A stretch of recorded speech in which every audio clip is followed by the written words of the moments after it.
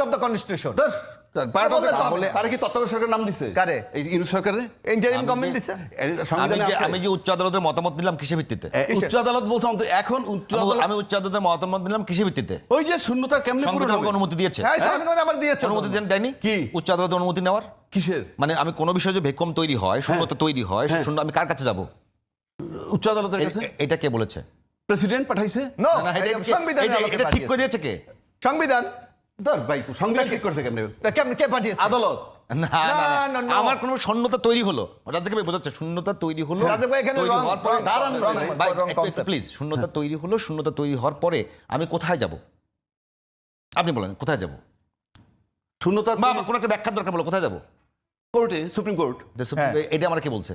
কোথায়? এইটা ওই 106-তে বলা আছে। Yes, এই যে আমি এটাই আমি তো বলছিলাম। এইটাই Yes বলছি। করতে দেন না, রাখেন। এইটাই বলছি, এই সেটাই বলতে চাই 106-তে না। বলার পর আপনি অন্তর্বর্তীকালীন সরকার বানাইলেন। হ্যাঁ।